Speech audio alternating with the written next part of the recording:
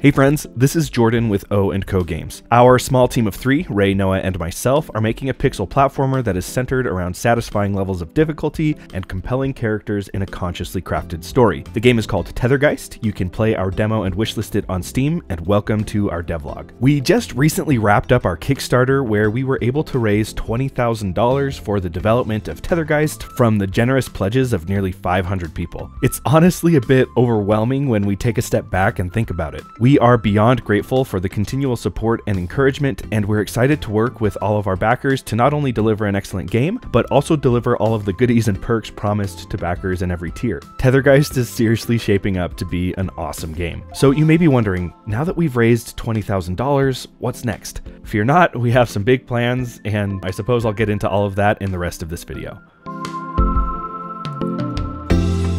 So before I get ahead of myself, let's talk about the details of how the Kickstarter really went. On day 1, we raised $7,800 and honestly saw a pretty promising trend in the following few days until we hit our goal. It's honestly kind of striking to see it plateau once we surpassed the 15,000 mark. From there, growth was pretty slow, and we even had a dip when one of our larger backers revoked their pledge, which honestly we totally understand. People's finances are personal and stuff happens. In fact, if the person who backed out is watching this video, please understand, we've got no hard feelings for you and we still love you. Anyway, we saw a bit of steady growth toward the end and had a nice little bump right before the Kickstarter was over. It's actually kind of funny, we were just shy of our 20K stretch goal, and thanks to late pledges, we actually made it. Now you might be thinking, $20,000 is great, but is that really enough for a team of 3 people to go full time? Well, no.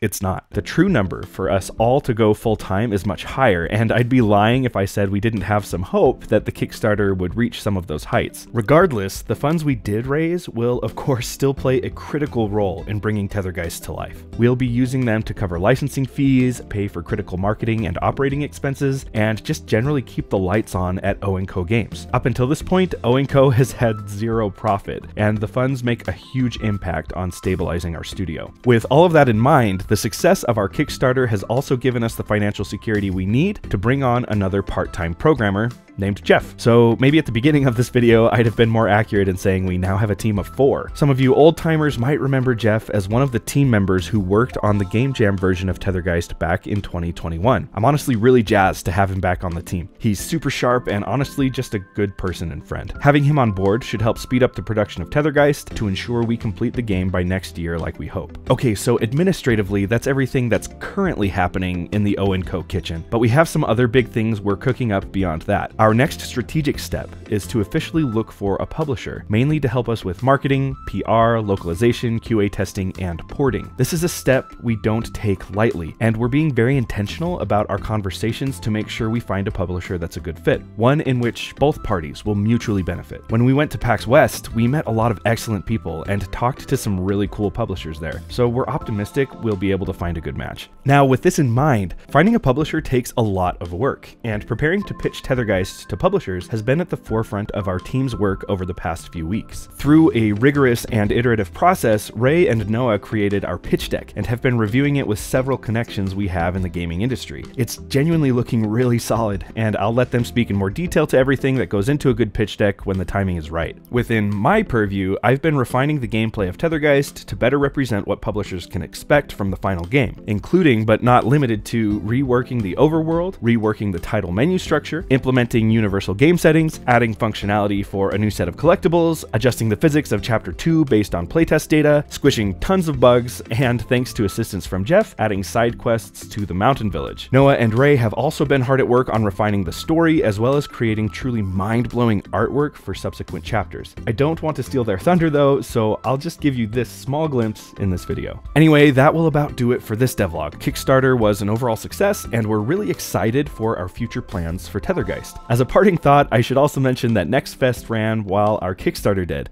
and we nearly doubled our already healthy wishlist count during that week, but I'll save that story for another day. In the meantime, please be sure to wishlist Tethergeist on Steam, join our Discord server, and subscribe here on YouTube to stay in the loop on our progress. All of the links you'll need are in the description below. Thank you so much for watching, and I'll catch you next time.